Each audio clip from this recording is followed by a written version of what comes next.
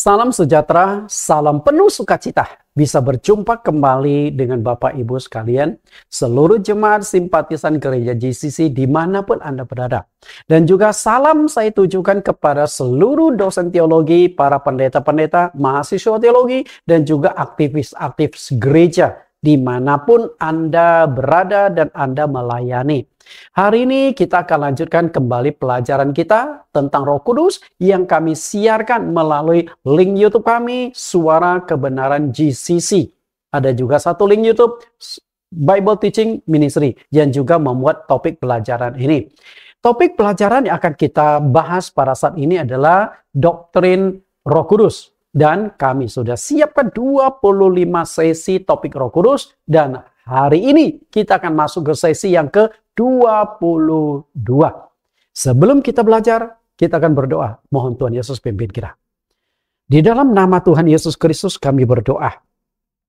Tuhan, kembali kami mengundang kehadiran Roh Kudus-Mu. Mengundang kehadiran Tuhan menyertai kami. Sehingga melalui ibadah live streaming, ibadah pengajaran Alkitab, topik yang sedang kami kupas pada saat ini adalah topik Roh Kudus, supaya kami semakin memahami tentang karya-karya Roh Kudus. Dengan demikian, kami benar-benar bukan sebatas teori, tapi benar-benar menikmati penyertaan Roh Kudus, bagaimana Roh Kudus memberikan kekuatan, memberikan penghiburan dan sukacita bagi kami. Sehingga apa yang dijanjikan di dalam firman-Mu, bahwa Engkau akan memberikan seorang penolong kepada kami, benar-benar kami dapatkan. Kami siap belajar, Tuhan sendiri akan memberikan pimpinan, mengajarkan kepada kami melalui Roh Kudus. Di dalam nama Tuhan Yesus. Amin. Topik Roh Kudus, topik yang panjang, terdiri dari 25 sesi. Nah, ini 10 sesi sudah ada di YouTube, dan Bapak Ibu bisa pelajari bagi Anda yang belum sempat mempelajarinya. Lengkap berurutan sesi demi sesi. Kemudian sesi yang ke-11 sampai sesi yang ke-11 sampai sesi yang ke-20 ini juga sudah ada di dalam YouTube. Tinggal Bapak Ibu sediakan waktu belajar. Bapak Ibu saya yakin akan mendapatkan banyak hal-hal yang baru dibukakan. Karena belum pernah atau mungkin Anda sulit menemukan satu pengajaran yang begitu lengkap, begitu rapi, terstruktur. Sampai Anda benar-benar memahami. Dan harapan saya bukan hanya teori, tapi Anda benar-benar dipenuhi Roh Kudus. Nah, setelah itu ada sesi yang ke-21 sampai 25. Dan yang akan kita pelajari hari ini adalah sesi yang ke-22. Roh Kudus memberikan kekuatan, penghiburan, dan sukacita. Kita masuk ke dalam pelajaran kita. Roh Kudus akan memberikan kekuatan, akan memberikan penghiburan, dan akan memberikan sukacita. Itu adalah karya-karya Roh Kudus, fungsi-fungsi dari Roh Kudus. Saya pernah mencoba menggali secara mendalam dan saya temukan ada 21 fungsi atau manfaat dari Roh Kudus. Bayangkan 21. Dan ini baru sebagian dari manfaat dari Roh Kudus itu. Bapak Ibu yang saya kasih, tidak bisa dipungkiri bahwa hidup manusia di dunia itu penuh dengan berbagai macam masalah, kesulitan, dan penderitaan. Selain itu hidup manusia singkat sekali, cepat sekali berlalu. Karena itu hidup manusia itu berat, sangat-sangat berat. Jika hari ini engkau yang sedang mendengarkan khotbah saya hari ini sedang menghadapi masalah keuangan, masalah pekerjaan, masalah penyakit, masalah keluarga, masalah anak, berbagai macam masalah-masalah yang Anda hadapi, memang itu bagian dari penderitaan hidup manusia. Penderitaan. Nah, karena itulah kita membutuhkan kekuatan pertolongan Roh Kudus untuk menghadapi berbagai macam masalah-masalah kesulitan yang kita hadapi. Karena hidup manusia memang intinya adalah penderitaan. Dari kita lahir ke dunia sampai kita meninggalkan dunia, selalu penderitaan dan penderitaan. Jadi berapa banyak penderitaan itu? Bisa dikatakan bahwa hidup manusia dari awal sampai akhir adalah air mata. Betul? Siapa di antara Bapak Ibu yang waktu lahir tertawa? Siapa tahu dikandung ibunya 9 bulan, begitu lahir, begitu brojol, merdeka. senyum-senyum sendiri? Enggak.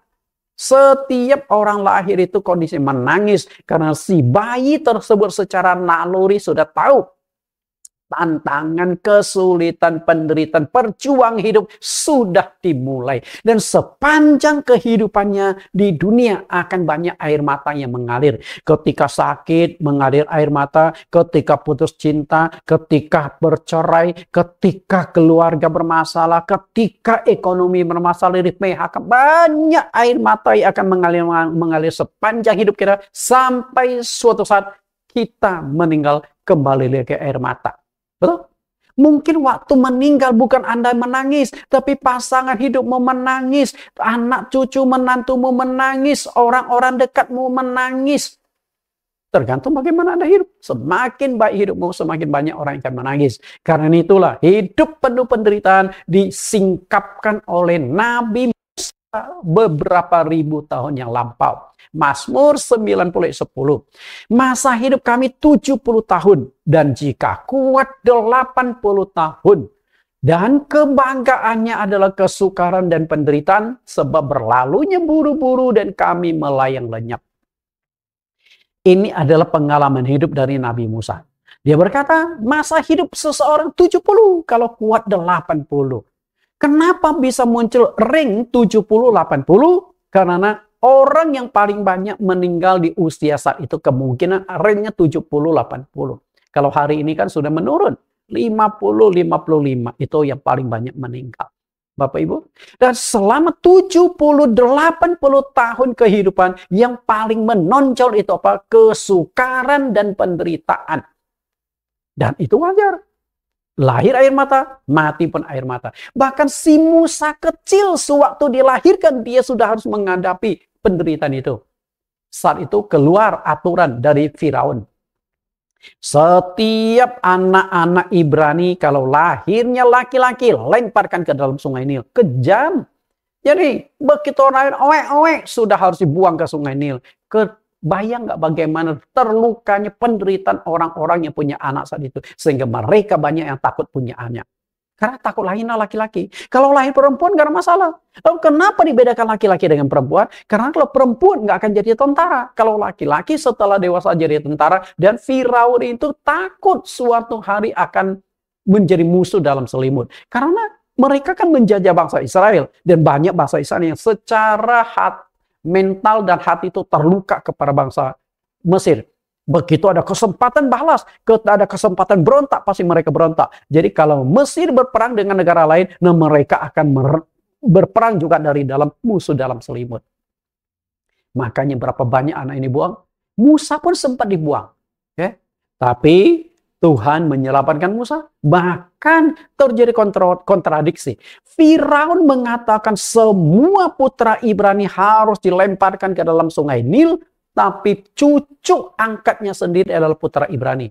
Putri Firaun tak suka sama Musa. Diangkat dijadikan anak angkatnya. Itulah kuasa Allah. Segala penderitaan di dunia baru berakhir ketika seorang menghembuskan nafasnya yang terakhir dan ketika dia sudah menutup kedua matanya, selesailah penderitaan dia di dunia. Oke, perhatikan, selesai penderitaan di dunia. Nah, ada kehidupan yang akan datang yang harus kita perjuangkan. Di batas dunia yang sudah selesai, penderitaan fisik sudah selesai. Karena itu, yang namanya kematian itu hanya masalah waktu. Kita ini sedang antri. Coba Anda perhatikan gambar animasi yang satu ini bagus. Ada jam. Jam lagi putar, seseorang lagi menunggu. Menunggu giliran. Karena itu, Raja Salomo mengatakan, Pengkhotbah 3 ayat 1-2, untuk segala sesuatu ada masanya. Untuk apapun di bawah langit ada waktunya. Ada waktu untuk lahir, ada waktu untuk meninggal. Ada waktu untuk menanam, ada waktu untuk mencabut yang ditanam. Salomo mengatakan ada waktu lahir. Oke, setelah kau lahir, tinggal tunggu waktu meninggal. Kapan, bagaimana cara meninggal, itu rahasia di tangan Tuhan. Kita nggak bisa. Kita hanya mempersiapkan diri menghadapi kemungkinan-kemungkinan tersebut. Karena yang namanya kematian itu pasti terjadi kepada semua manusia tanpa kecuali. Kalau engkau takut mati, engkau jangan lahir ke dunia. Kalau engkau sudah lahir ke dunia, engkau harus menghadapi risiko yang namanya kematian. Karena kematian adalah ketetapan Allah. Dan kalau itu ketetapan Allah, berarti nggak ada seorang pun yang bisa menghindari. Seorang pun bisa menolak. Karena memang sudah ditetapkan oleh Allah. Itu ditegaskan oleh penulis kitab Ibrani 9 ayat yang ke-27. Dan sama seperti manusia ditetapkan untuk mati hanya satu kali saja sesudah itu dihakimi.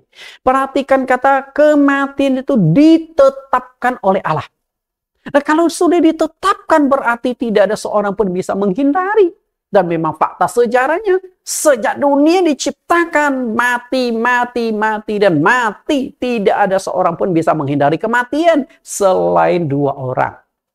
Yaitu Elia dan Henokh. Mereka diangkat oleh Tuhan. Bahkan Tuhan kita Yesus Kristus yang pernah hidup di dunia 2000 tahun yang lalu pun mati.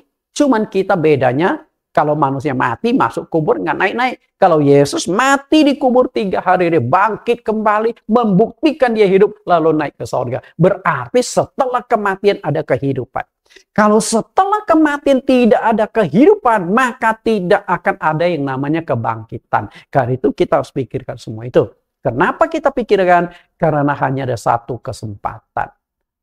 Hanya satu kesempatan. Tidak ada kesempatan kedua. Bapak Ibu saya kasih. Organ-organ tubuh yang rusak bisa ganti. Ginjal rusak, bisa cangkuk ginjal. Jantung rusak, bisa cangkuk jantung. Mata rusak, bisa cangkuk mata. Teknologi sekarang canggih. Tapi ada satu yang tidak bisa diganti, nyawa. Jika suatu hari Bapak Ibu melihat ada rumah sakit yang memasang pelang promosi, jual nyawa cadangan, kita rame-rame tip ayat ini. Betul? Ini akan terjadi. Kalau sudah nyawa sudah bisa diperjualbelikan, manusia sudah jadi Tuhan. Mengerikan, sangat mengerikan. Karena ini itu, kalau kesempatan hidup, kesempatan mati hanya satu kali, pikirkanlah setelah kematian masih ada penghakiman. Penghakiman. Itu yang harus kita perhatikan. Kalau setelah mati habis perkara, setelah mati tidak ada apa-apa lagi, Anda boleh hidup seenaknya. Tapi karena ada penghakiman, hati-hati kita jangan seenaknya hidup. Tapi hidup sesuai dengan aturan. Karena itu, yang perlu kita takut itu sebenarnya bukan kematian, tapi neraka.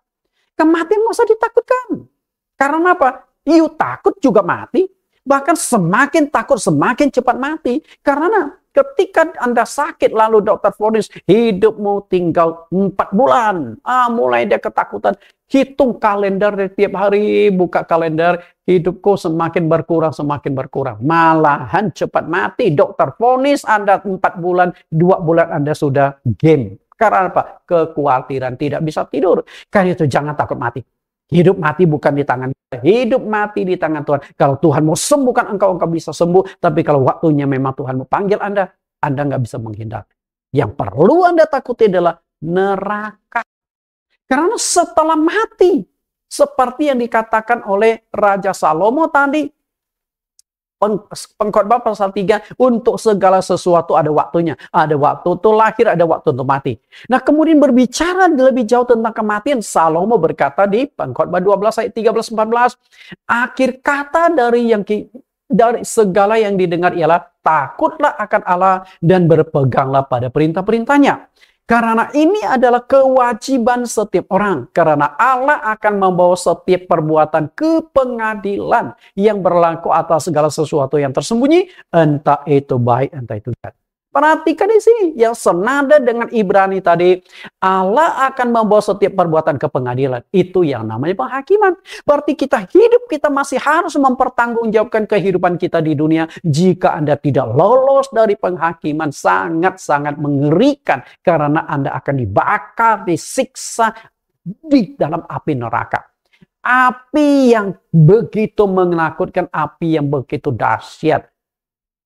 Mungkin ketika kita belum masuk neraka, kita anggap enteng. Tapi kalau Anda sudah masuk ke dalam api yang menyakitkan, api yang mengerikan, Anda akan berpikir dua kali.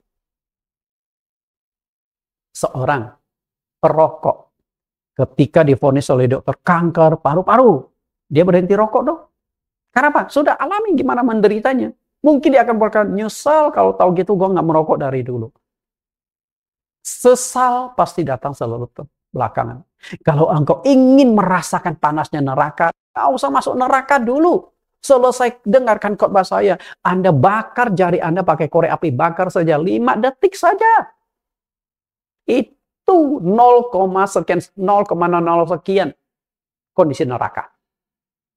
Karena neraka apinya tidak akan padam, ulatnya tidak akan mati. Berarti ada ulat api. Bayangkan ketika ada makhluk asing yang menggerogoti tubuh kita, berjalan di dalam tubuh kita, sakit dan juga ngeri. Aduh, nggak kebayang. Nah, setelah kita mati ada ulat api yang akan menggerogoti tubuh kita. Sudah dibakar, digerogoti ulat. Aduh, jangan sampai itu terjadi pada diri kita. Karena itu, kita boleh menderita di dunia, tapi setelah mati jangan sampai masuk ke neraka. Kita lihat inilah gambaran kehidupan manusia. Ada waktu lahir, ada waktu untuk mati. Dan seorang ahli filsafat namanya Martin Heidegger dari Jerman, dia mengatakan kelahiran adalah awal perjalanan menuju kematian. Itu adalah satu fakta. Tapi masalah setelah mati masih akan menghadapi penghakiman. Dan akhir dari penghakiman itu hanya ada 2. Kalau nggak ke surga, ya neraka. Nggak ada ke tempat ketiga. Nggak ada pilihan yang lain. Nah, surga atau neraka itu ditentukan ketika kita menghadapi penghakiman. Makanya Rasul Yohanes di dalam kitab Wahyu mengingatkan kita hati-hati, setelah mati ada penghakiman. Wahyu 20:12, dan aku melihat orang-orang mati besar dan kecil berdiri di depan tahta itu. Bayangkan orang mati berdiri. Tentu yang berdiri bukan fisik dia, rohnya sedang menghadapi penghakiman. Lalu dibuka semua kitab dan dibuka juga sebuah kitab lain, yaitu kitab kehidupan. Dan orang-orang mati dihakimi menurut perbuatan mereka berdasarkan apa yang tertulis di dalam kitab-kitab itu. Ada penghakiman. Karena itu jangan sampai kita tidak lolos dalam penghakiman, itu penyesalan seumur hidup. Dan ketika Allah melakukan penghakiman berdasarkan perkataan, perbuatan, pikiran kita, penghakiman itu, dan acuannya adalah kitab suci. Hidup kita apakah sudah sesuai dengan kitab suci? Hidupmu belum sesuai dengan kitab suci, Anda akan langgar 1, langgar 2, langgar 3. Misalnya, firman Tuhan mengatakan jangan berdusta, tapi hidup menjadi pembohong. Bahaya sekali. Anda tidak akan bisa kabur di hukum yang satu itu. Penderitaan dalam hidup manusia. Dari lahir sampai mati, yang saya katakan tadi adalah air mata.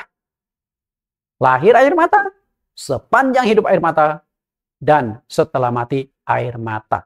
Jadi hidup ini seperti drakor, drama Korea. Makanya saya pinjam seorang artis yang lagi menangis itu. Itulah senang sedih, air mata tertawa. Dan setelah mati akan menghadapi penghakiman. Berarti kehidupan manusia itu begitu berat. Nah, bagaimana di dalam kehidupannya begitu berat, penuh air mata, masalah, kesulitan dan penderitaan itu, disinilah kita membutuhkan pertolongan Tuhan yang akan memberikan kekuatan menghadapi berbagai macam masalah, yang akan memberikan penghiburan, yang akan memberikan sukacita kepada kita. Dan kekuatan penghiburan sukacita hanya bisa diberikan lewat Roh Kudus. Karena itu hari ini kita akan belajar bagaimana Roh Kudus memberikan kekuatan, memberikan penghiburan, memberikan sukacita, sehingga kehidupan kita di dunia kita kuat, tidak hancur iman kita, kita tidak menyangkal Tuhan, kita tidak meninggalkan Tuhan, kita tidak jatuh dalam pencobaan, tapi iman kita tetap terpelihara, dan itu sangat berdampak itu waktu penghakiman nanti. Anda jatuh dalam dosa karena tidak kuat menghadapi penderitaan hidup. Penghakiman Anda tidak lolos. Katakanlah Anda miskin. Karena miskin lalu Anda mencuri. Sedangkan firman Tuhan dikatakan jangan mencuri. Karena Anda miskin, Anda korupsi. Bukankah Anda juga termasuk mencuri? Nah, karena tidak tahan hidup miskin, Anda korupsi. Nah, waktu penghakiman Anda bermasalah. Mungkin Anda bisa lolos dari hukum negara, hukum dunia. Maka banyak koruptor-koruptor nggak tersentuh hukum. Tapi Anda tidak bisa menghindari penghakiman pada akhir. Karena itu hati-hati dengan koruptor. Karena itu Anda mungkin merasa aman. Iya, aman sewaktu di dunia. Tapi penghakiman Anda tidak bisa lolos. Kenapa Anda korupsi? Karena tidak puas. Ada juga korupsi atau mencuri korupsi. Mungkin karena kekurangan duit. Nah itu kita susah ngomong. Apapun alasannya. Itu tetap dosa yang harus dipertanggungjawabkan waktu penghakiman. Karena itu ketika kita menghadapi masalah kesulitan dan penderitaan. Kita membutuhkan kekuatan penghiburan dan pertolongan dari Roh Kudus. Karena itu kita akan belajar bagaimana Roh Kudus akan membantu kita. Ketika Yesus masih hidup di dalam dunia, Yesus memberikan tawaran kepada setiap orang yang ingin mendapatkan kelepasan, yang percaya kepadanya. Matius 11 ayat 28-30. Marilah kepadaku semua yang letih, lesu, dan berbeban berat. Aku akan memberikan kelegaan kepadamu. Itu tawaran yang paling menarik. Terutama engkau yang sedang letih, lesu, dan beban berat. Mungkin saat ini engkau sedang menghadapi kesulitan ekonomi, ngutang, mungkin engkau kena PHK, engkau tidak ada makanan. Mungkin saat ini engkau sedang dikejar tukang kredit, intinya engkau tidak punya uang. Mungkin saat ini engkau sedang bergumul menghadapi penyakitmu, engkau mungkin tidak punya uang untuk berobat, atau engkau punya uang tapi tidak sembuh, sakitnya minta ampun. Mungkin saat ini engkau sedang konflik dengan suami, dengan istrimu, di ambang perceraian, di ambang kehancuran keluargamu. Mungkin saat ini engkau menghadapi masalah dengan anak-anakmu, anakmu berontak, anakmu tidak berbakti, anakmu menyakiti engkau, anakmu terjebak narkoba, anakmu terjebak di dalam pergaulan bebas. Berbagai macam masalah-masalah problem dalam kehidupan ini, itulah yang membuat kita rasanya lesu, letih, dan berbeban berat. Tapi Tuhan tawarkan, mari datang kepadaku karena aku akan memberikan kelegaan kepadamu. Sehingga di ayat 29 Tuhan Yesus katakan, jiwamu akan mendapatkan ketenangan. Tawaran Tuhan. Datang. Karena itu syarat untuk mendapatkan pertolongan Tuhan, datang kepada Dia. Dan pikulah yang kupasang karena bebanku enak dan bebanku ringan. Bapak Ibu yang kasih, Yesus memberikan tawaran. Tinggal respect Anda. Tanggapan Anda. Anda mau dapat kelepasan? Ingin dapat pertolongan?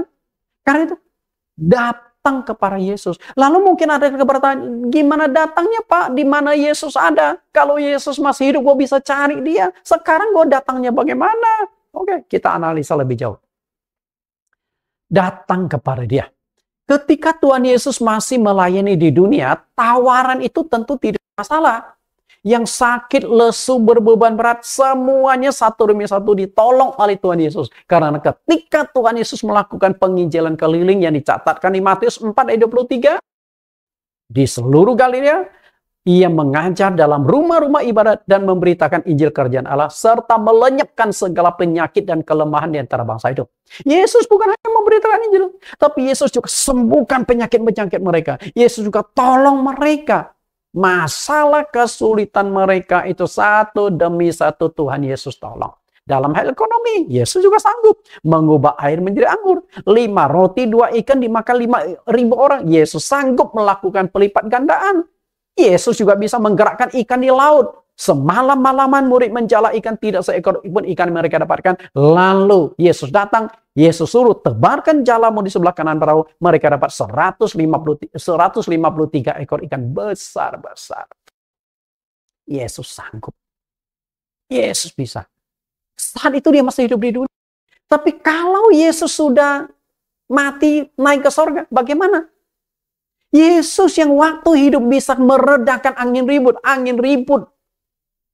Ombak nasib perahu, masuk ke dalam perahu. Itu satu gambaran tentang masalah kesulitan dia. Tapi Yesus ada di sana. Yesus bisa menolong mereka. Tapi sekarang bagaimana? Yesus tidak ada di dunia, betul? Bagaimana kita mendapatkan pertolongan? Nah, apakah tawaran Tuhan 2000 tahun yang lampau? Marilah kepadaku semua litur-litur dan beban berat, aku akan berikan kelegaan kepada. Masih berlaku nggak untuk kita hari ini?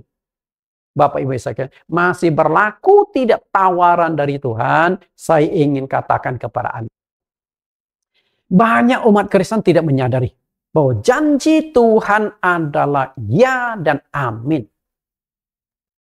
Itu nggak dibatasi waktu.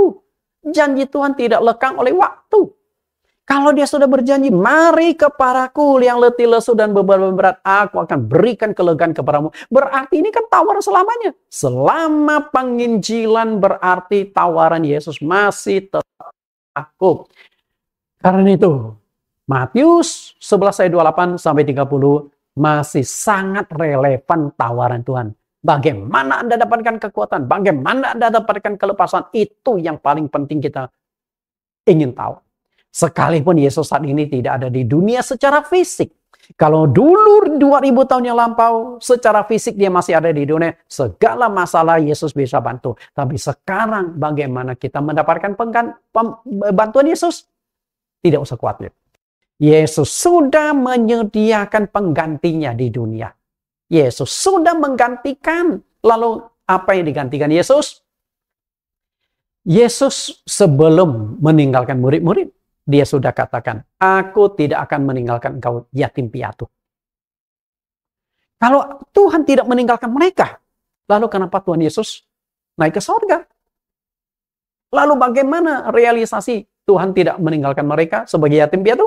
Kita lihat dulu ayatnya, Yohanes 14 ayat 18. Aku tidak akan meninggalkan kamu sebagai yatim piatu. Aku akan datang kembali kepadamu.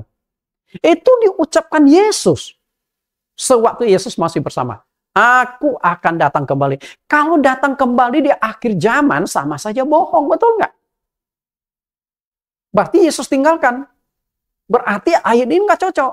Yesus katakan, aku tidak tinggalkan kamu yatim piatu. Aku memang pergi, tapi aku akan datang kembali. Aku datang kembali di dalam ayat ini, dalam konteks bukan bicara akhir zaman kedatangan Yesus yang kedua kali. Tapi Yesus berjanji, aku akan datang kembali, berarti akan hadir kembali. Namun cara kehadirannya itu ya harus kita pahami. Apakah fisik atau secara roh? Yatim piatu. Yatim piatu itu adalah satu gambaran anak yang telah kehilangan kedua orang tuanya. Apakah orang tuanya mati, kedua orang tuanya, sehingga anak itu jadi yatim piatu? Kalau yatim kan meninggal salah satunya. Kalau yatim piatu dua-duanya sudah tidak ada. Mungkin kedua orang tuanya meninggal. Mungkin juga kedua orang tuanya tinggalkan mereka. Bisa saja. Sehingga yatim piatu karena sudah nggak diurus orang tua. Nah, sementara anak-anaknya itu belum dewasa, belum siap mandiri dan belum siap ditinggalkan. Nah, Yesus menggunakan istilah yatim piatu untuk melukiskan kondisi murid-murid. Karena murid-murid sendiri juga belum siap ditinggalkan, belum mandiri. Maka mereka mulai takut. Sehingga Yesus katakan, jangan gelisah hatimu, percayalah kepada Allah, percayalah juga kepada Aku untuk memberikan kekuatan kepada mereka. Bapak Ibu yang saya kasih, jadi murid-murid tidak akan jadi yatim piatu. Karena tahu bahwa sebentar lagi akan ditinggalkan oleh guru mereka, maka mereka mulai timbul khawatir, mulai gelisah. Sehingga Yesus katakan, nggak usah gelisah, nggak usah takut. Percaya kepada Allah. Percayalah juga kepadaku. Karena percaya kepadaku berarti percaya kepada janji-janji Yesus yang tidak akan meninggalkan mereka sebagai yatim piatu. Berarti akan ada pengganti Yesus yang akan menyertai mereka. Dan pengganti Yesus yang akan menyertai mereka itu bukan bicara akhir zaman. Kalau enggak, ayat ini enggak kena. Okay? Apa bukti dan dalam wujud apa janji Yesus bahwa Yesus tidak akan meninggalkan mereka? dalam wujud Roh penolong. Yesus menjanjikan seorang penolong. Aku memang akan tinggalkan kalian, tapi aku akan mengirimkan seorang penolong kepada kalian. Kita lihat tawaran Tuhan Yesus tentang penolong itu. Yohanes 14 ayat 16. Aku akan minta kepada Bapa dan ia akan memberikan kepadamu seorang penolong. Perhatikan kata seorang, itu kan pribadi. Berarti akan datang yang mengganti Yesus. Dunia supaya ia menyertai kamu selama-lamanya. Nah, menyertai kamu selama-lamanya itu artinya menyertai kamu sampai mati di generasimu dan akan terus. Jadi setelah itu setiap orang yang percaya tetap ada penyertaan Roh Kudus, ada penyertaan Sang Penolong itu selama-lamanya. Lalu penolong itu siapa? Dijelaskan lebih jauh oleh Yohanes ayat 17, yaitu Roh kebenaran. Dunia tidak dapat menerima dia sebab dunia tidak melihat dia dan tidak mengenal dia, tetapi kamu mengenal dia sebab ia menyertai kamu dan akan diam di dalam kamu. Ternyata penolong yang ditawarkan oleh Tuhan Yesus itu adalah Roh kebenaran. Lalu kita timbul lagi pertanyaan, penolong, kita bisa bingung nih siapa nih. Lalu muncul Roh kebenaran. Lalu Roh kebenaran itu siapa lagi? Apa lagi itu? Lalu Yesus jelaskan lebih jauh. Roh kebenaran itu di dalam Yohanes 15 ayat 11. Jikalau penghibur yang akan diutus oleh Bapa dalam namaku, yaitu Roh kebenaran yang keluar dari Bapa, ia akan bersaksi tentang aku. Ternyata yang namanya Roh kebenaran juga disebut penghibur. Nah, makin rame nih. Roh kebenaran, penolong, Roh kebenaran, penghibur. Siapa yang dimaksudkan di sini? Tapi siapapun itu, dia akan menolong engkau. Dia akan menghibur engkau, akan memberikan kekuatan, akan memberikan sukacita kepada engkau. Karena itu engkau sangat membutuhkan dia. Oke? Lalu, siapakah Roh kebenaran? Siapakah penghibur itu? Dijelaskan lebih jauh lagi di ayat yang lain. Kita lihat Yohanes 14 ayat 26. Ternyata penghibur itu adalah Roh Kudus. Benar nggak? Berarti janji Tuhan, aku tidak akan meninggal engkau sebagai yatim piatu. Makanya begitu Roh Kudus turun ke hari Pentakosta, Roh Kudus itu sudah menggantikan fungsi peran Yesus menyertai mereka, bahkan akan diam di dalam diri mereka.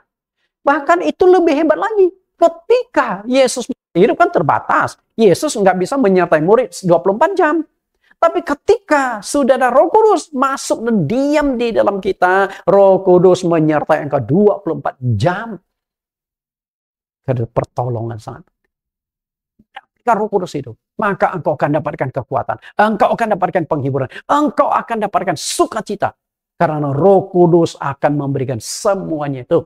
Karena itu Roh Kudus itu memiliki sebutan yang berbeda-beda, namun mengacu pada satu pribadi, yaitu pribadi Yesus Kristus. Bapak Ibu yang saya kasih. Jadi yang namanya Oke, coba lihat di sini. Yang namanya Roh kebenaran, yang namanya penolong, yang namanya penghibur itu mengacu pada satu pribadi yang kita sebut Roh Kudus.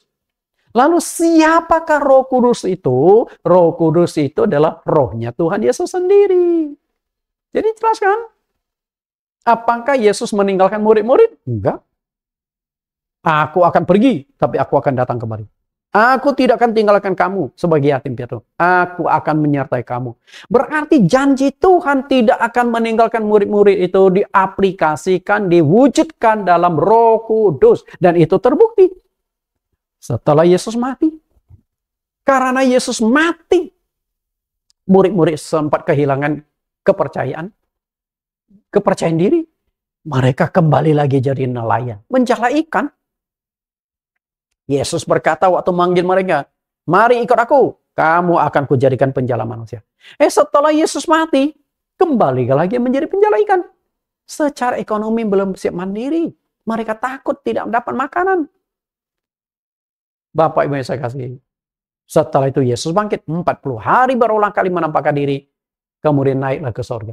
Roh Kudus diturunkan di hari Pentakosta. Kembali lagi. Yesus datang kembali menyertai murid-murid, menyertai setiap orang yang percaya kepadanya dalam wujud Roh Kudus. Yesus tidak pernah meninggalkan kita. tidak pernah meninggalkan kita. Yesus hadir dalam wujud yang lain, yaitu Roh Kudus. Kalau begitu, Roh Kudus itu adalah rohnya Tuhan Yesus sendiri. Oke. Lalu janji Yesus yang kedua. Aku menyertai kamu senantiasa sampai ke akhir zaman. Menyertai sampai akhir zaman. Kita lihat dulu perintah Tuhan Yesus di Matius 28 ayat 19-20. Saat itu kan Tuhan Yesus mau terangkat ke sorga. Lalu Tuhan Yesus tugaskan ke mereka, pergilah jadikan semua bangsa muridku dan baptislah mereka dalam nama Bapa dan Anak Roh Kudus, dan ajarlah mereka melakukan segala sesuatu yang telah kuperintahkan kepadamu. Dan ketahuilah, artinya harus tahu, aku gak pernah tinggalkan kalian. Harus tahu aku tetap menyertai kalian. Bahkan penyertaanku sampai akhir zaman. Bukan hanya sekedarnya sampai akhir zaman. Kita lihat penyertaan sampai akhir zaman. Yesus mengutus murid-murid memberitakan Injil kepada segala bangsa. Dan Yesus berjanji akan menyertai mereka sampai pada akhir zaman. Tapi kalau kita lihat secara fisik, Yesus nggak menyertai mereka. Karena setelah bangkit dari kematian, naik ke surga, sampai sekarang Yesus tidak kembali, betul? Makanya orang Kristen sedang menanti kedatangan Yesus. Apakah Yesus sudah meninggalkan mereka? Sudah meninggalkan kita? Enggak bersama kita? Enggak. Yesus tetap menyertai kita. Kalau enggak, di sini menyertai kamu menyertai kamu senantiasa. Senantiasa seperti setiap saat, 24 jam, sepanjang hari, sepanjang minggu, sepanjang tahun. Sampai kiamat Tuhan Yesus tetap menyertai kita. Tapi dalam wujud apa dia menyertai kita? Wujudnya adalah Roh Kudus. Betul? Wujudnya Roh Kudus. Makanya, ketika murid-murid setelah Roh Kudus diturun di hari Pentakosta, mereka mulai beritakan Injil. Nah, sesuai dengan janji Tuhan Yesus di Matius 28 ayat 20, aku menyertai kamu. Dan kita lihat bukti penyertaan Tuhan Yesus waktu mereka melakukan penginjilan. Kisah Rasul 16 ayat 6 dan 7, mereka melintasi tanah Frigia dan tanah Galatia. Karena Roh Kudus mencegah mereka untuk memberitakan Injil Asia. Dan setibanya di Misia, mereka mencoba masuk ke daerah Bitinia. Tetapi Roh Yesus tidak mengizinkan mereka. Bapak Ibu perhatikan kata Roh Kudus. Perhatikan juga kata Roh Yesus. Roh Kudus itu Yesus yang menyertai mereka dalam penginjilan. Maka janji Yesus, pergilah beritakan Injil, aku menyertai kamu senantiasa. Tuhan tidak meninggalkan mereka, tapi Tuhan menyertai mereka lebih dahsyat lagi dalam wujud Roh Kudus yang setiap saat bisa menyertai mereka. Betul? Karena itu, Roh Kudus adalah rohnya Tuhan Yesus sendiri. Nah, ketika engkau dapat Roh Kudus, berarti rohnya Yesus masuk ke dalam dirimu. Dan kalau rohnya Yesus masuk ke dalam dirimu, engkau akan dapatkan kekuatan, dapat penghiburan, dapatkan sukacita. Itu yang paling penting. Karena itu kejar kepenuhan Roh Kudus. Kejar kepenuhan Roh Kudus. Bapak Ibu yang saya kasih, itu merupakan hal yang paling penting. Karena hanya Roh Kudus, Roh Tuhan Yesus yang tetap relevan diberikan menyertai kita sampai saat ini. Jadi Yesus nggak meninggalkan kita. Kehadiran Yesus dalam Roh Kudus. Kita analisa kembali ke Matius 11 ayat 28 sampai 29. Yesus kan berkata, aku akan memberikan kelegaan kepadamu. Kepada siapa? Yang berbeban berat, letih, lesu. Artinya orang yang lagi punya persoalan-persoalan dalam hidup, persoalan ekonomi, persoalan rumah tangga, persoalan keturunan, persoalan penyakit, berbagai macam masalah. Dan Tuhan berkata, aku akan berikan ketenangan, jiwamu akan dapat ketenangan. Berarti ketika ketenangan itu kita harapkan, baru bisa terwujud kalau pertolongan sudah Tuhan berikan. Ketenangan. Tenang. Tidak usah khawatir. Karena ada solusi.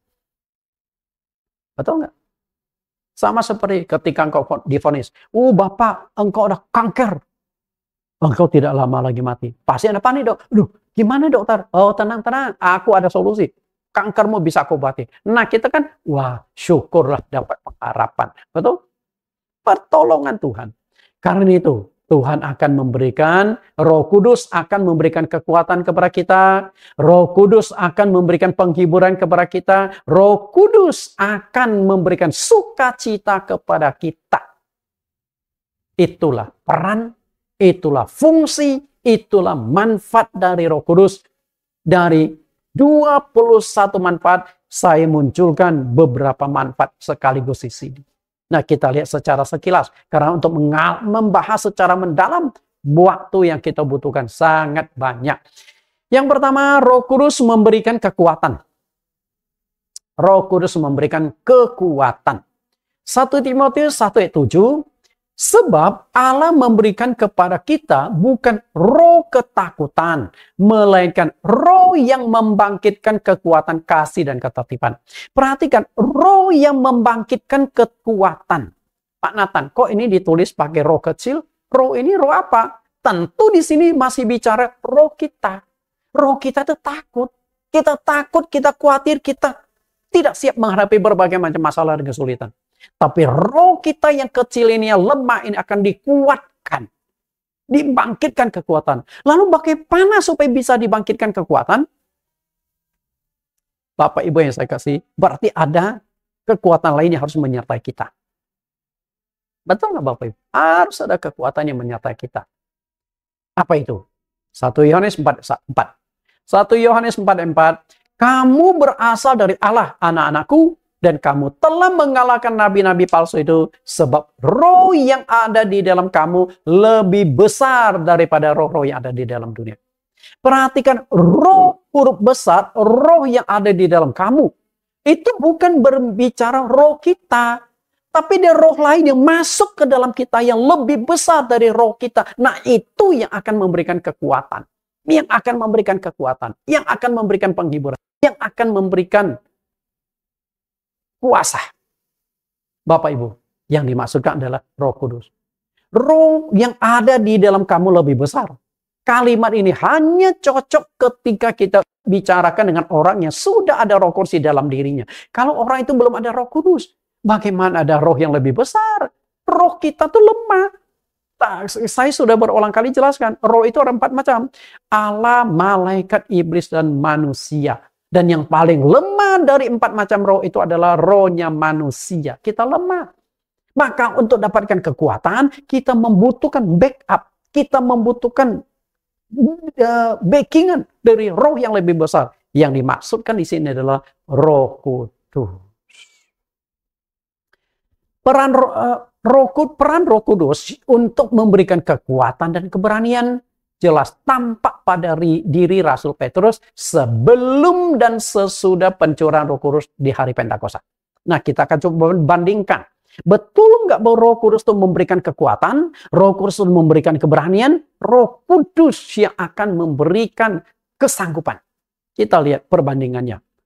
Roh Kudus, kemudian perubahan nyata tampak dalam diri Rasul Petrus.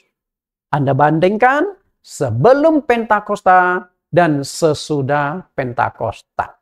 Sebelum hari Pentakosta, Petrus walaupun dia seorang rasul, bahkan kepala rasul, tapi dia mengalami kelemahan-kelemahan, ada ketakutan, kekhawatiran. Karena itu, Yesus pernah berkata kepada Petrus, saat itu kan Yesus berkata pada murid-muridnya, aku akan pergi ke Yerusalem, di sana aku akan ditangkap, disiksa, dihina, dan akhirnya disalibkan, dan iman kalian akan goncang. Apa kata Petrus? Tuhan, iman mereka boleh goncang, tapi imanku tidak akan goncang. Aku siap mati masuk penjara demi engkau. Nah, Yesus katakan di Matius 26:74, sebelumnya Tuhan Yesus katakan, Petrus, sebelum ayam berkokok 3 kali, engkau sudah menyangkal aku. Sebelum ayam berkokok, engkau sudah 3 kali menyangkal aku. Dan akhirnya terwujud. Matius 26:74. Maka mulailah Petrus mengutuk dan bersumpah, aku tidak kenal orang itu. Pelayan datang kepada Yesus. Rasanya kamu nih pengikut Yesus. Yesus yang mana ya? Lalu pelayan lain, benar kamu ikut? Enggak, gua nggak kenal. Yang ketiga kali mengutuk dan bersumpah, swear, disambar petir kalau betul aku mengenal itu orang. Aku nggak kenal Yesus siapa. Nggak ada hubungan dengan aku. Dan saat itulah tiba-tiba ayam kok.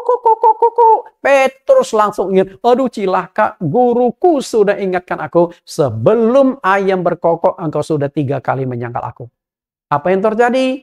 Kita lihat di ayat yang ke-75. Maka teringatlah Petrus akan apa yang dikatakan Yesus kepadanya. Sebelum ayam berkokok, engkau telah 3 kali menyangkal aku. Lalu ia pergi keluar dan menangis dengan sedihnya. Kita lihat betapa lemahnya rasul 1 ini. Pemimpin loh, rasul loh. Tapi menyangkal Yesus 3 kali. Takut pada manusia. Karena saat itu dia juga takut. Disiksa, takut dibunuh, disalibkan bersama dengan Yesus. Maka dia nggak berani mengaku. Jadi di sini adalah gambaran betapa lemahnya Petrus, betapa takutnya, kerdilnya Petrus sebelum disertai Roh Kudus hari Pentakosta. Tapi setelah Roh Kudus dicurahkan hari Pentakosta, Petrus dipenuhi dengan Roh Kudus. Hasilnya itu apa? Manusia ciptaan baru telah muncul. Seorang yang penuh dengan keberanian, seorang yang penuh dengan kuasa. Kita lihat Kisah Rasul 4 ayat 13. Ketika sidang itu melihat keberanian Petrus dan Yohanes dan mengetahui bahwa keduanya orang biasa yang tidak terpelajar, heranlah mereka.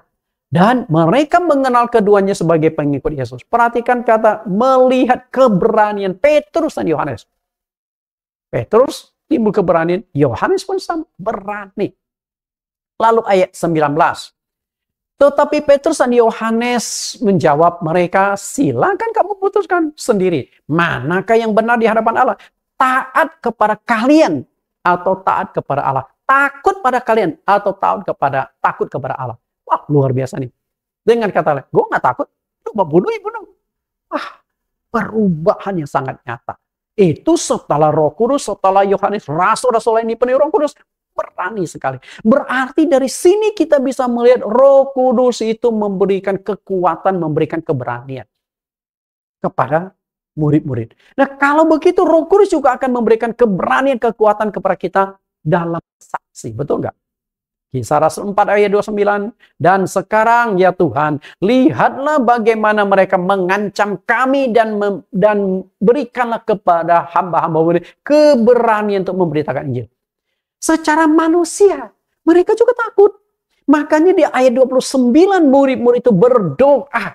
Berikanlah kepada hamba-hambamu. Karena hamba-hambamu sedang diancam, sedang ditindas. Kalau kalian beritakan Injil, masuk penjara. Mereka juga takut sebagai manusia, betul? Tapi mereka juga ada tanggung jawab memberitakan Injil. Sesuai dengan pesan Yesus sebelum dia terangkat ke sorga. Lalu harus bagaimana? Maka mereka meminta kekuatan dari Tuhan, meminta keberanian dari Tuhan, campur tangan Tuhan untuk melakukan mujizat, tanda heran, menyembuhkan dan sebagainya. Dan ketika lagi mereka berdoa memohon kepada Tuhan, tiba-tiba Roh Kudus turun secara dahsyat kepada mereka sampai tempat mereka berdoa pun goncang. Dan akhirnya mereka penuh dengan Roh Kudus sehingga mereka mulai memberitakan firman Tuhan dengan berani. Artinya, Roh Kudus itu memberikan keberanian. Roh Kudus itu memberikan kekuatan. Karena itu sangat penting bagi pendeta-pendeta dipenuhi Roh Kudus. Sangat penting bagi jemaat umat Tuhan ketika engkau takut ada Roh Kudus. Jangan takut. Bersandar pada kuasa Roh Kudus, maka ketakutan itu tidak akan terjadi pada dirimu. Tuhan menyertai, apalagi yang takut. Karena Roh Kudus kan rohnya Tuhan Yesus. Kecuali Anda nggak percaya sama Tuhan Yesus, maka engkau tidak percayakan kuasa Roh Kudus. Kalau engkau percaya sama Tuhan Yesus, Roh Kudus adalah Roh Tuhan Yesus, dia menyertai kamu loh. 24 jam loh, ngapain takut? Hadapi saja. Karena hidup mati bukan kita tentukan. Ada Tuhan. Tidak usah takut. Karena Roh Kudus akan membangkitkan kekuatan dan keberanian. Karena itulah, Zakaria menasihati kita, jangan hanya bersandar kepada kekuatan kita sendiri. Demikian pula, hal yang sama juga dikatakan oleh Raja Salomo di dalam kitab Amsal. Pasal 35, percayalah kepada Tuhan dengan segenap hatimu. Janganlah bersandar kepada pengertianmu sendiri. Percaya kepada Tuhan segenap hati. Enggak usah ragu sedikit pun. Sepenuh hati percaya kepada Tuhan. Bagaimana saya percaya kepada Tuhan? kalau kita ada Roh Kudus. Maka Zakaria katakan, bukan dengan kekuatan dan keperkasaan, bukan dengan kekuatan tetapi dengan Rohku, firman Tuhan. Artinya kekuatan keperkasaan manusia terbatas. Tidak ada kekuatan. Tapi dengan Roh Tuhan semuanya akan muncul kekuatan keberanian. Karena itu kita bersandarkan kuasa Roh Kudus. Lalu yang kedua, Roh Kudus memberikan penghiburan. Penghiburan. Manusia itu membutuhkan penghiburan. Kenapa demikian? Karena hidup manusia penuh dengan masalah, kesulitan, dan penderitaan. Membutuhkan seseorang yang menghibur kita, yang memberikan kekuatan, yang memberikan solusi, yang mendampingi kita menghadapi berbagai macam masalah dan kesulitan. Dan penghiburan itu hanya bisa diberikan lewat Roh Kudus. Pasangan hidupmu belum tentu bisa memberikan penghiburan seperti yang harapkan. Karena engkau tidak. Ketika engkau masalah, sakit, banyak masalah, malahan pasangan. Tapi Roh Kudus hadir, Roh Kudus ada. Dia akan menyertai engkau. Roh Kudus disebut penghibur. Roh Kudus disebut penghibur. Yohanes 14 ayat 26. Karena sudah baca, saya tidak baca lagi. Hanya saya menekankan kalimatnya tertentu. Tetapi penghibur yaitu Roh Kudus. Ia akan menyertai kamu. Roh Kudus itu penghibur. Kemudian, ketika engkau ada Roh Kudus, engkau akan dapat penghiburan. Nah, ketika penghiburan itu engkau sudah dapatkan, pasti akan timbul damai sejahtera. Maka di ayat yang ke-20 Tuhan berkata, damai sejahtera ku tinggalkan bagimu. Damai sejahtera ku berikan kepadamu. Dan apa yang ku berikan tidak seperti yang diberikan oleh dunia kepadamu. Janganlah gelisah dan gentar hatimu. Damai sejahtera. Nah, kalau orang itu punya damai sejahtera, hatinya itu sudah tenang, berarti sudah nggak ada ketakutan. Sudah nggak ada kegelisahan. Persoalannya mungkin bisa beres atau juga belum beres. Ini sudah tenang. Sudah siap menghadapi apapun. Damai sejahtera itu paling penting. Damai sejahtera itu hanya bisa diberikan lewat Roh Kudus. Karena itu Roh Kudus adalah penghibur. Dan Roh Kudus sebagai penghibur benar-benar terjadi dan dialami oleh jemaat yang ada di Yudea, Galatia, dan Samaria. Mereka hidup penuh dengan damai karena pertolongan dan penghiburan Roh Kudus. Itu dialami. Berarti 3 jemaat, Yudea, Galilea, Samaria. Berapa banyak jemaat? Tapi intinya setiap jemaat yang ada di sana, mereka betul-betul merasakan pertolongan dan penghiburan dari Roh Kudus. Karena Roh Kudus memang menghibur.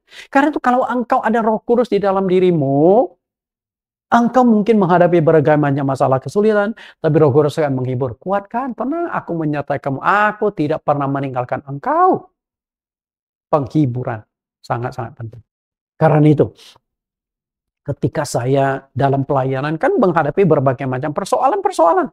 Bisa saja ada persoalan rumah tangga, persoalan anak, persoalan lain, dan persoalan menghadapi jemaat. Saya hanya cukup berdoa saja. Saya berdoa, dipenuhi Roh Kudus. Saya berdoa pakai bahasa roh. Selesai berdoa itu rasanya tenang. Terang, damai sejahtera. Ada kekuatan. Oke? Saya sering alami. Damai sejahtera akan kau dapatkan. Karena ada pertolongan dan penghiburan dari Roh Kudus. Karena itu, Roh Kudus disebut penolong atau penghibur. Nah, ini ayat sudah kita baca juga. Yohanes 14 ayat 16. Ia akan memberikan kepadamu seorang penolong. Seorang berarti satu pribadi. Kemudian, Yohanes 14 ayat 26. Penghibur itu Roh Kudus. Berarti Roh Kudus itu disebut penolong atau penghibur. Yang terakhir. Roh Kudus akan memberikan sukacita. Ketika berbicara tentang sukacita, berarti kita berbicara tentang yang lebih dalam lagi. Jiwa. Dalam setiap diri manusia itu ada 3 unsur. Ada tubuh, ada jiwa, ada roh. Dan 3 unsur itu tidak terpisahkan. Karena ketika salah satu unsur itu sudah terpisah, maka kehidupan kita selesai. Ketika roh kita sudah keluar dari tubuh, sudah selesai hidupmu. Karena Yakobus mengatakan tubuh tanpa roh adalah mati. Jadi kalau roh kita, jiwa kita sudah keluar dari tubuh kita, maka kita sudah menjadi mayat. Sudah mati. Nggak ada kehidupan lagi. Karena itu, ketika berbicara tentang 3 unsur yang menentukan sukacita, itu ada unsur di jiwa. Kita lihat unsur ini. 1 Tesalonika 5:23. Semoga Allah damai sejahtera menguduskan kamu seluruhnya, dan semoga roh, jiwa, dan tubuhmu terpelihara sempurna dengan tak bercacat pada kedatangan Yesus Kristus Tuhan kita. Ada roh, ada jiwa, ada tubuh. Dan 3-tiganya itu membutuhkan supply. 3-tiganya itu membutuhkan yang diinginkan. Kebutuhan roh, kebutuhan jiwa, kebutuhan tubuh. Kebutuhan roh adalah firman Tuhan. Kebutuhan tubuh adalah kesehatan, makanan, minuman, pakaian, tempat tinggal. Nah, kebutuhan jiwa itu juga tidak boleh. Kebutuhan jiwa. Perhatikan kata jiwa ini. Seseorang bisa tertawa karena hatinya sedang bergembira atau bersuka cita. Betul nggak? Anda tertawa karena Anda lagi senang nih. Sukacita. Dan seseorang juga bisa, karena itu, jika seseorang tersenyum-senyum sendiri di jalanan, tertawa seorang diri di jalanan, maka disebut sakit jiwa. Betul nggak? Nggak ada sakit tubuh. Sakit tubuh nggak akan begini. Nggak juga sakit roh, tapi sakit jiwa. Berarti dari sini kita bisa melihat jiwa itu yang menentukan kondisi. Apakah seseorang itu sedih? Apakah seseorang itu senang? Sumbernya itu ada di jiwa. Ketika kau senang, berarti jiwamu kondisinya lagi happy, enjoy. Ketika kau menangis, engkau sedih, berarti jiwamu lagi tertekan. Karena semua itu ada di jiwa. Mazmur 16 ayat 8-9. Aku senantiasa memandang kepada Tuhan, karena Ia berdiri di sebelah kananku, aku tidak akan goyah. Artinya, Raja Daud yakin Tuhan di sebelah kanan, Tuhan mendampingi dia. Dan karena ada penyertaan Tuhan, lalu Daud berkata, sebab itu hatiku bersukacita. Berarti sukacita itu menyentuh pada jiwa. Kalau hatinya sukacita, pasti jiwanya tuh sukacita. Bahkan tubuhku akan diam dengan tentram. Nah, karena ada sukacita, jiwanya yang tenang berdampak pada tubuhnya. Jadi ada kaitannya tubuh, jiwa, roh itu kesatuan yang tidak bisa dipisahkan. Saling berdampak, saling mempengaruhi. Sukacita berdampak pada tubuh. Karena itu kondisi jiwa seseorang sangat menentukan kesehatan tubuhnya. Kalau jiwa orang itu bermasalah, pasti tubuhnya sering sakit-sakitan. Coba deh, orang yang punya jiwa bermasalah. Hari ini sakit kepala, besok sakit pinggang, lusa sakit lutut. Masalah tuh sakit-sakit apa? Jiwanya masalah. Ketika jiwanya sudah tersentuh oleh kuasa Roh Kudus yang akan memberikan penghiburan, maka dia akan tenang. Jadi sukacita sangat ditentukan kondisi jiwa seseorang. Dan hanya Tuhan Yesus yang sanggup memulihkan jiwa yang paling dalam. Perhatikan, memulihkan jiwa. Nah, bagaimana cara memulihkan jiwa? Kembali lagi, lihat tawaran Tuhan di Matius 11 ayat 28 sampai ayat 29. Jiwamu akan mendapatkan ketenangan. Jiwa. Betul? Nah, jiwa yang dapat ketenangan berarti ada sukacita. Dan sukacita itu ada area jiwa kita. Sehingga orang yang berbeban berat, yang punya masalah kesulitan, bisa tertawa, bisa tersenyum karena jiwanya sudah terbungkus. Jiwanya sudah ada penyertaan Roh Kudus. Karena itu, Roh Kudus itu sangat besar memberikan dampak sukacita. 1 Tesalonika 1 ayat 6, sukacita dikerjakan oleh Roh Kudus. Kemudian, Roma 14 ayat 17, sebab kerajaan Allah bukanlah makanan dan minuman, tetapi soal kebenaran, damai sejahtera, dan sukacita oleh Roh Kudus. Berarti Roh Kudus bisa memberikan sukacita. Ketika saya lagi berdoa, rasanya ada suka, senang sekali. Saat lagi berdoa di penuh Roh Kudus, rasanya happy, enjoy, senang banget. Makanya kadang-kadang berdoa 10 menit, 15 menit, setengah jam, 1 jam, tidak terasa karena ada sukacita. Dan rasanya tidak ingin berhentikan sukacita itu. Ingin doa terus. Karena sukacita. Bapak Ibu yang saya kasih di dalam Tuhan, kita lihat sebuah kesimpulan sementara. Roh Kudus bisa memberikan kita 3 hal. Memberikan kita kekuatan, memberikan kita penghiburan, dan memberikan kita sukacita. Bersumber dari Roh Kudus. Kekuatan, penghiburan, sukacita. Tapi perlu Anda ketahui, ternyata dunia pun bisa memberikan kekuatan, penghiburan. Dunia bisa memberikan. Betul? Ada duit. Senang nggak? Senang. Jalan-jalan. Happy nggak? Enjoy. Artinya dunia pun bisa memberikan sukacita. Namun kekuatan, penghiburan, sukacita dari Roh Kudus sangat berbeda yang diberikan oleh dunia. Berbeda. Lalu, di mana perbedaan antara sukacita dari dunia dan dari Roh Kudus? Kita lihat dulu perkataan Yesus. Beda. Ini sudah kita baca, kita lihat sekali lagi. Yohanes 14 ayat 26. Sebelumnya di ayat 27, 26, itu sudah disinggung tentang Roh Kudus atau penghibur. Kalau Roh Kudus atau penghibur menyertai kamu, dan ayat 27, damai sejahtera ku tinggalkan bagimu, damai sejahtera ku kuberikan kepadamu, dan apa yang diberikan tidak seperti yang diberikan oleh dunia kepadamu, janganlah gelisah dan gataran. Apa yang kuberikan tidak seperti yang diberikan oleh dunia kepadamu. Berarti Yesus pun mengakui bahwa dunia bisa memberikan kekuatan.